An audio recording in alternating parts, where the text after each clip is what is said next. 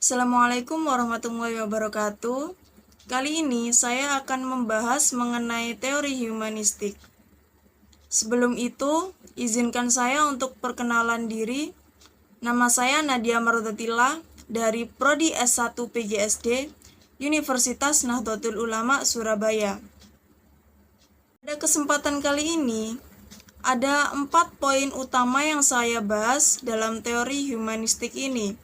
Yang pertama yaitu pengertian, yang kedua pilar-pilar teori humanistik, yang ketiga kelebihan serta kekurangan teori humanistik, dan yang terakhir saya akan memberikan contoh dari penerapan teori humanistik. Untuk yang pertama yaitu pengertian teori humanistik. Teori humanistik adalah pendekatan dalam psikologi yang berfokus pada pemahaman tentang manusia sebagai individu yang unik dan kompleks.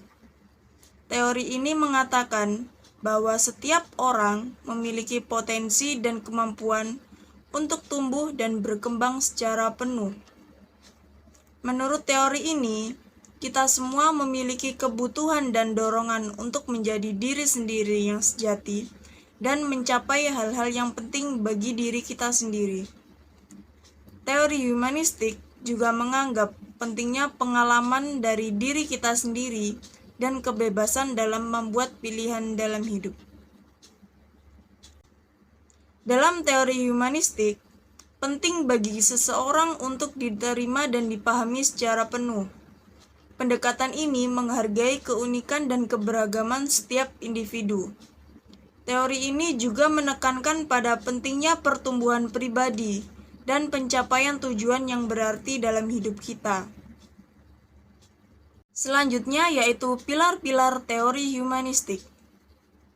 Terdapat 3 pilar utama dalam teori humanistik, yaitu yang pertama self-actualization, yang kedua empathy, dan yang ketiga unconditional positive regard.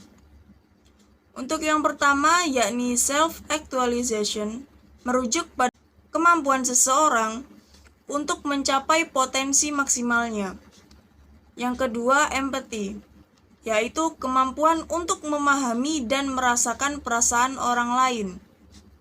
Yang ketiga, unconditional positive regard, adalah sikap menerima dan menghargai seseorang tanpa syarat, sehingga memungkinkan seseorang untuk merasa diterima dan dihargai orang lain.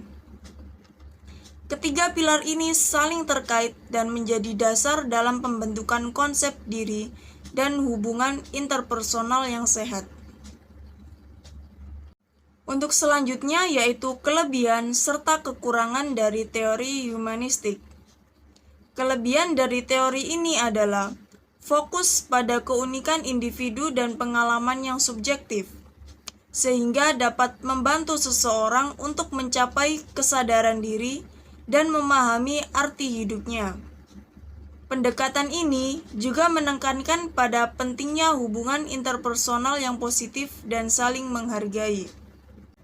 Kekurangan yang terdapat pada teori humanistik ini adalah kurangnya bukti empiris yang kuat untuk mendukung teori ini.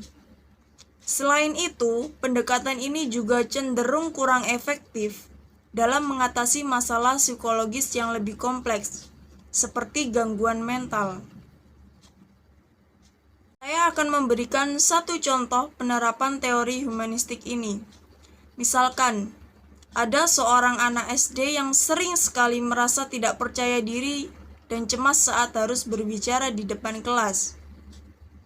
Dalam penerapan teori ini, pendekatan humanistik dapat membantu anak tersebut dalam mengatasi kecemasan dan mengembangkan kepercayaan diri dari anak tersebut. Guru yang menerapkan teori humanistik ini dapat menciptakan lingkungan kelas yang penuh dengan penerimaan serta dukungan. Mereka memberikan waktu dan ruang bagi anak tersebut untuk berbicara bebas di kelas, tanpa takut untuk dievaluasi atau diejek oleh teman sekelasnya. Guru juga mendemonstrasikan empati dan memahami kecemasan anak tersebut, Sekian pembahasan yang dapat saya sampaikan mengenai teori humanistik. Kurang lebihnya mohon maaf. Wassalamualaikum warahmatullahi wabarakatuh.